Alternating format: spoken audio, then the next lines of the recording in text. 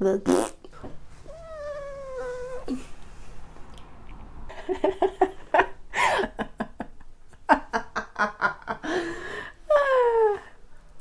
perfected my villain laugh.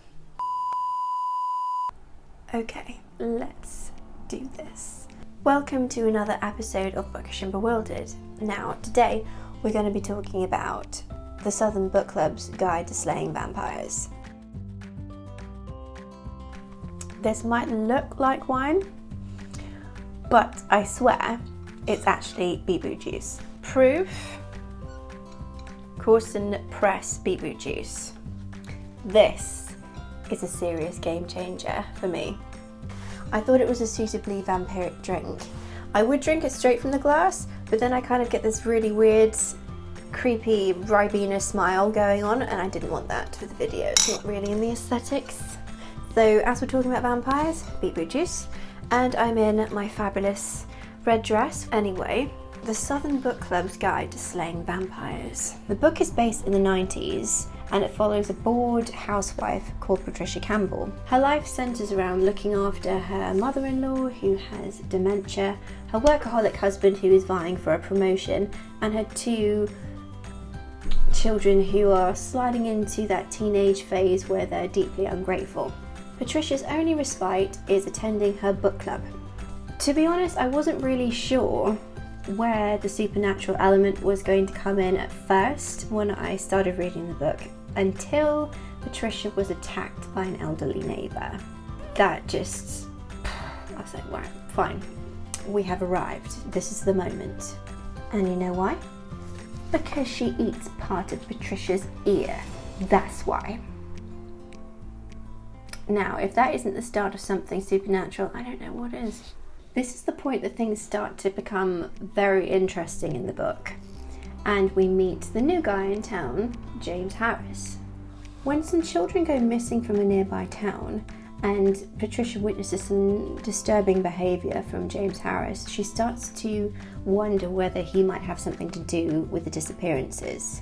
As she starts to investigate the disappearances of these children, a bit of mystery starts to unfold in the book, and when you find out why those children are going missing, why nobody really seems to be doing anything about it, and why nobody really seems to care until the troubles from that neighbouring town start happening in Patricia's town, it's very heartbreaking and very poignant, and it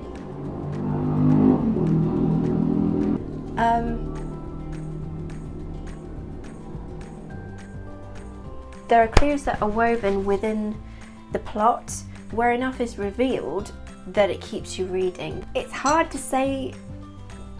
talk about this book properly without giving spoilers, but you know when they say that you're on a magic carpet ride of storytelling?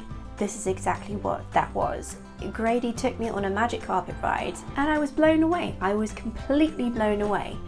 The way that he wrote the female friendships, the way that the villain was so chilling and managed to turn people against each other and twist situations. It had me on the edge of my seat the whole time. There was suspense, there was intrigue, there was horror. There was so much in this book. Patricia's character arc was a thing of beauty. She went from a bored housewife to a woman with so much agency and purpose, and she had a crusade. She had to save her friends and her family from this evil that is right under everybody's noses and nobody wanted to face because it's easier to look the other way.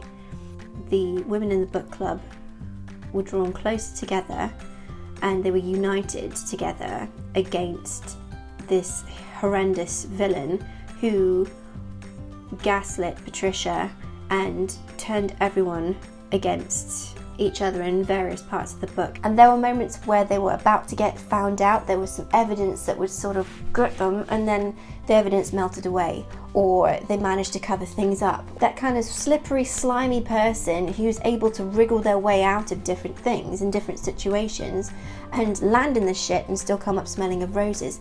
That's the kind of villain we were talking about here. And that fucked me up.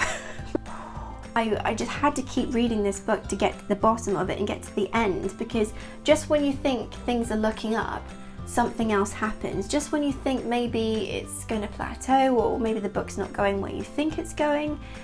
And honestly, towards the end, the middle and the end,